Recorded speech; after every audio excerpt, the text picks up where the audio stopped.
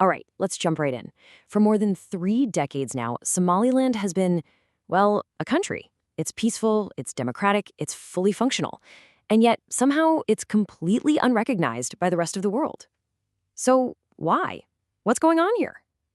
Well, the answer, it's probably not what you're thinking. In this explainer, we're going to unpack a really powerful theory that just flips this whole debate on its head. So, get this. The source material for this explainer starts with this line. For years, I blamed China. I was wrong.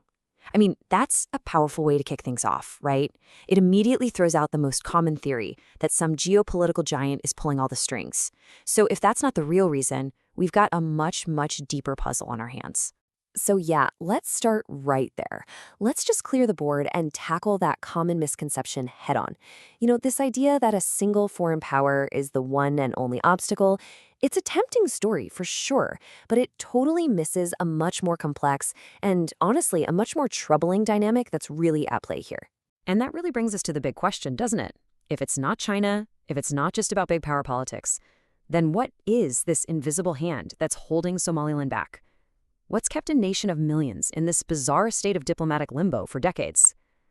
The theory we're about to get into suggests the answer, well, it's been hiding in plain sight this whole time. And here it is. The theory is called the Paragon Lock. And it's a really powerful idea because it suggests that maybe, just maybe, we've all been looking at this whole situation completely backwards. Now, what's so wild about this theory is how totally counterintuitive it is. I mean, think about it. The Paragon Lock argues that Somaliland isn't being punished for its failures. It's being punished for its successes. Its absolutely impeccable case for statehood has become the very weapon being used to deny it. And that right there is the great paradox. Somaliland's strength has literally been turned into its greatest weakness. It's like, imagine you build the perfect resume, right? You tick every single box for the job. You're the ideal candidate.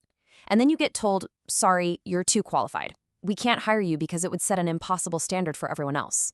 That, in a nutshell, is the crazy trap Somaliland is stuck in. So let's dig into why Somaliland is considered such a paragon. The theory actually calls it the perfect prisoner because its very perfection is what keeps it locked up. I mean, just look at this checklist. It is impeccable. Democratic governance? Check. Full territorial control? Yup. Functioning institutions? Got 'em. A legitimate historical claim? Absolutely. A solid legal foundation, double check. And on top of all that, peace and stability in one of the toughest neighborhoods on the planet, the Horn of Africa. By literally every standard of international law, Somaliland meets the criteria for being a state. And here's the kicker. This is the crucial point. By refusing to recognize the strongest possible case for statehood, the international system, and especially some African leaders, they've created the ultimate shield. Now they can point to any other independence movement and just say, look, if even Somaliland, with its perfect case, can't be recognized, what hope do you have? Your cause is hopeless. Somaliland has become the ultimate excuse. Okay, let's just try a quick thought experiment here. Take Somaliland, exactly as it is, same history, same credentials, same everything, and just move it.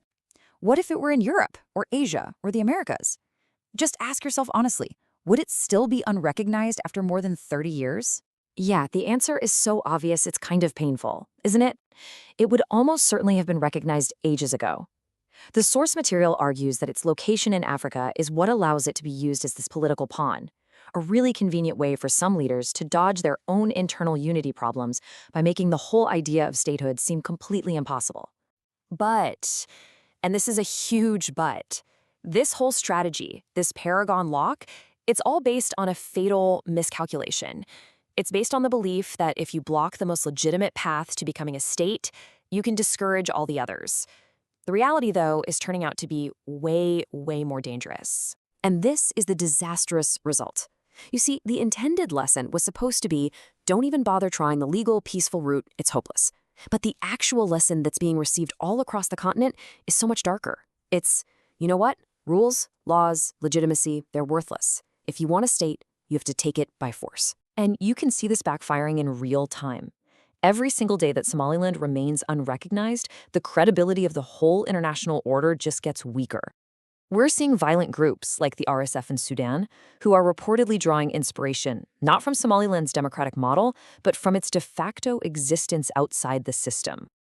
The Paragon Lock just lumps the peaceful with the violent, and it's destroying the very distinction it was supposed to protect. So this brings us to the inevitable conclusion, right? A system that's built on such a flawed, dangerous premise, it just can't last forever. We have to start thinking about what happens when it finally breaks. And the source material is crystal clear on this point. This is not a permanent solution. It's a temporary and increasingly fragile dam that's holding back an immense amount of pressure. The Paragon Lock is actually creating the very instability it was designed to prevent. And that reframes everything, doesn't it? We need to stop asking if the status quo can hold, and we need to start asking what the consequences will be when it inevitably fails. Is this change going to come through a peaceful, orderly process, or is it going to come through chaos and conflict? And that leaves us with this final, really sobering thought. The question is what price Africa will pay when this order finally breaks. The Paragon Lock was created to be a shield, but it might just end up being the trigger for a much, much larger crisis. The precedent that gets set in the end, whether it's Somaliland's peaceful model or a more violent one, that could very well shape the future of the entire continent.